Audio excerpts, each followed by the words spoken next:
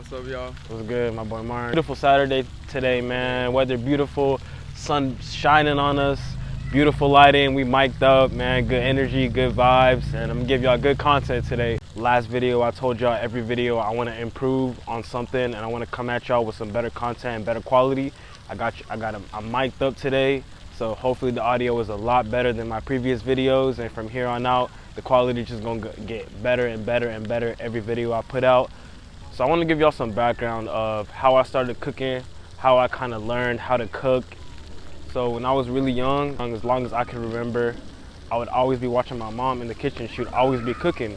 I'd always just be sitting there watching her make all our meals.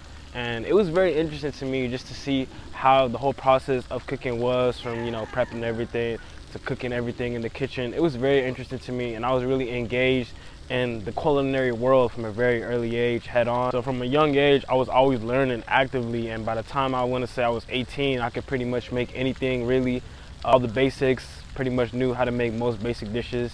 And I really started getting into it when I was 19, is when I really started training actively and trying to start taking it more seriously and a little bit more consistent.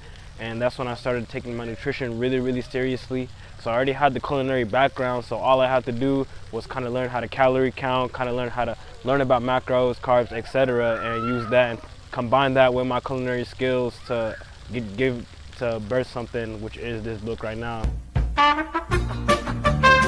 This nigga over here telling me he had a YouTube channel having a 200 chicken McNugget challenge, and yeah. I'm over here trying to teach y'all about how to eat right.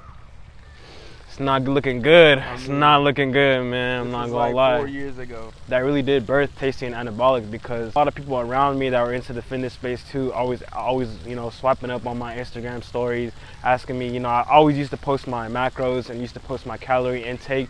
It really started out very small at first. Just started out with friends hitting me up for meal plans, friends hitting me up for dieting advice, etc.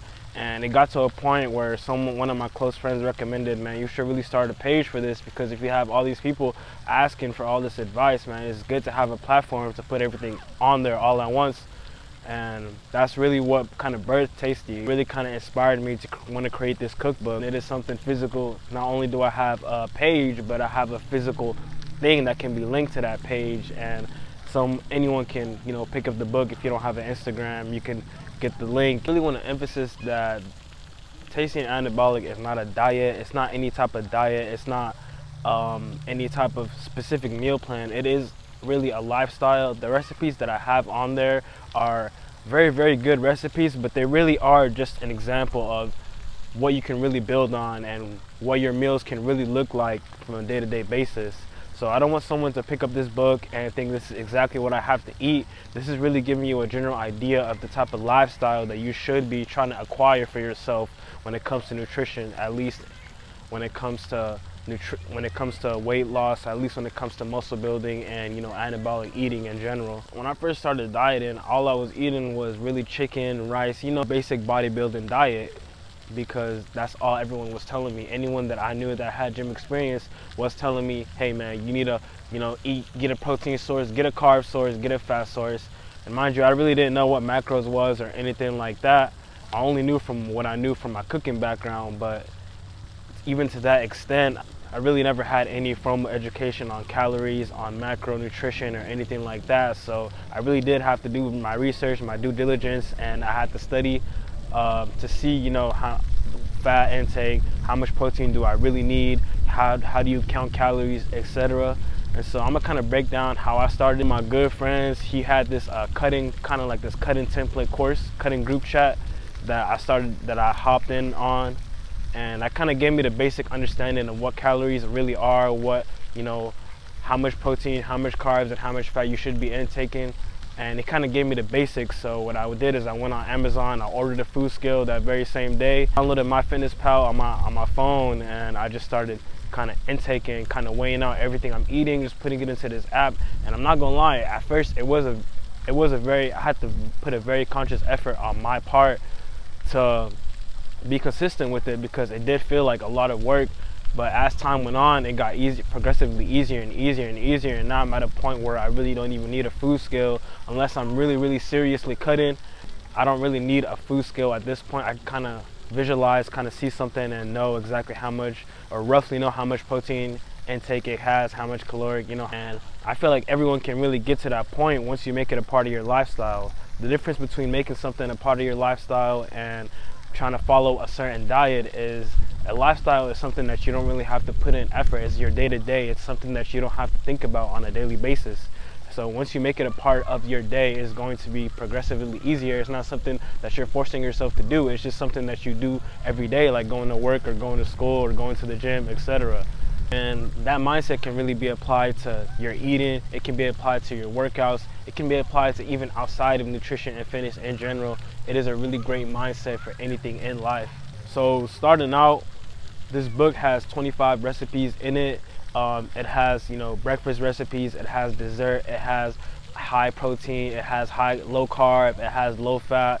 So pretty much anything you're looking for. But once again, I really want to emphasize that I want people that see this book to use it as a template for their eating for the rest of their lifestyle. You know what I'm saying? For the rest of their life, because this type of eating is very sustainable in my opinion for the rest of your life, because it's foods that you can actually enjoy eating, and you'll actually look forward to your meals. Whereas chicken and rice, you do that for a few months and you're very, very, very susceptible to fall off because it's just not sustainable at all. And that's the whole point I'm trying to get across, is when you make your diet and it's just something that's sustainable, something you can do for a long time, is going to become, very, very non-effort on your part. It's going to be something that you kind of do from a day-to-day regardless of anything. I really just want to emphasize that to anyone that picks up the book, to anyone that looks through the recipes. I really appreciate it. I want to thank anyone that checks out any of my social channels, any of my YouTube videos. I really, really hope that someone watching this gets some really good advice out of it and can take away something from it. Even if you don't really care about the gym, you don't care about losing weight, you don't care about dieting, the one thing anyone watching this can really take away from this video is that if you want something to be sustainable, you have to make it a part of your lifestyle. And that can be applied to so many things in life, not just the gym, not just food, not just eating, right? So if you want something to be sustainable, you have to make it to where you don't even have to think about it. It's a part of your day-to-day, and it's just a part of your life. And when you get to that certain point, you can never fall off of it, no matter what it is.